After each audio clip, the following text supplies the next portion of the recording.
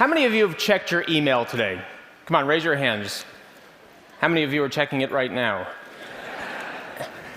And how about finances? Anybody check that today? Credit card, investment account? How about this week? Now, how about your household energy use? Anybody check that today? This week? Last week? Few energy geeks spread out across the room. It's good to see you guys. But the rest of us, this is a room filled with people who are passionate about the future of this planet, and even we aren't paying attention to the energy use that's driving climate change. The woman in the photo with me is Harriet. We met her on our first family vacation. Harriet's paying attention to her energy use, and she is decidedly not an energy geek. This is the story of how Harriet came to pay attention. This is coal, most common source of electricity on the planet. And there's enough energy in this coal to light this bulb for more than a year. But unfortunately, between here and here, most of that energy is lost to things like transmission leakage and heat. In fact, only 10% ends up as light.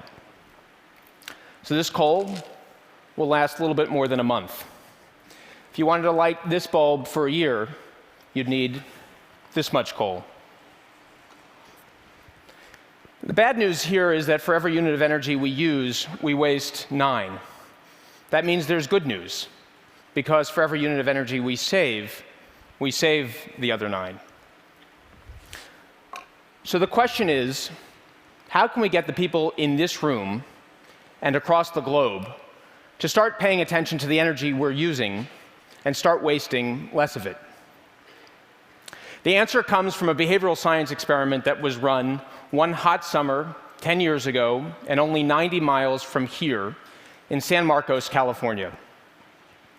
Graduate students put signs on every door in a neighborhood asking people to turn off their air conditioning and turn on their fans.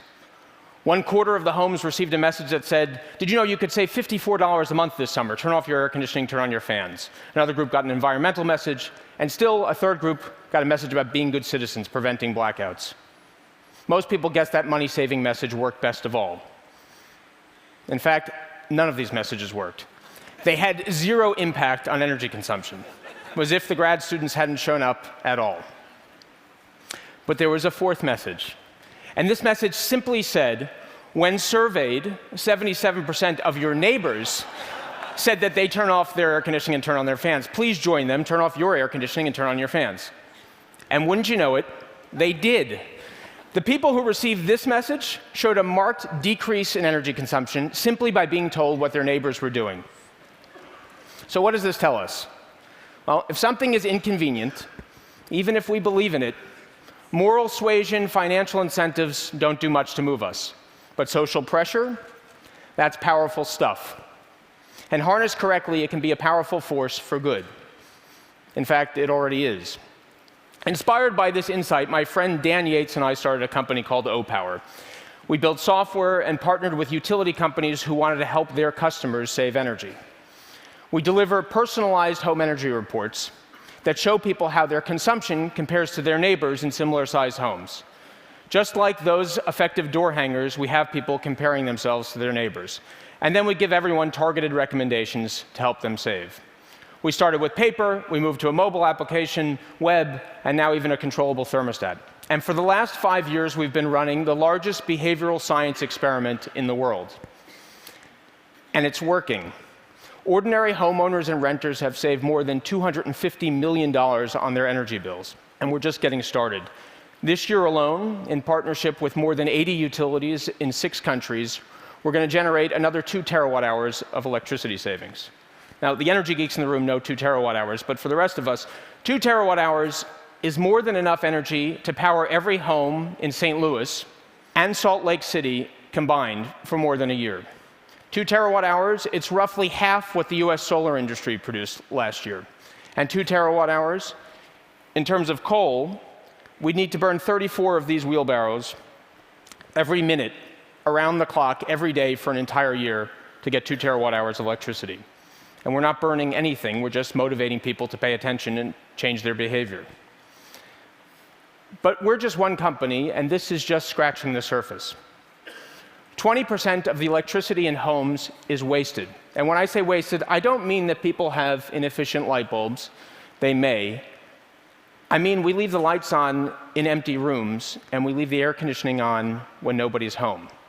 That's $40 billion a year wasted on electricity that does not contribute to our well-being, but does contribute to climate change. That's 40 billion with a B.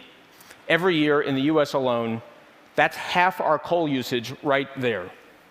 Now, thankfully, some of the world's best material scientists are looking to replace coal with sustainable resources like these. And this is both fantastic and essential. But the most overlooked resource to get us to a sustainable energy future, it isn't on this slide. It's in this room. It's you, and it's me.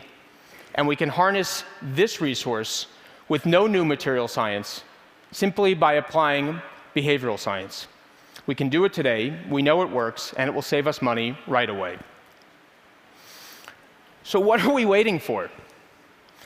Well, in most places, utility regulation hasn't changed much since Thomas Edison. Utilities are still rewarded when their customers waste energy. They ought to be rewarded for helping their customers save it. But this story is much more than about household energy use. Take a look at the Prius. It's efficient not only because Toyota invested in material science, but because they invested in behavioral science. The dashboard that shows drivers how much energy they're saving in real time makes former speed demons drive more like cautious grandmothers. Which brings us back to Harriet.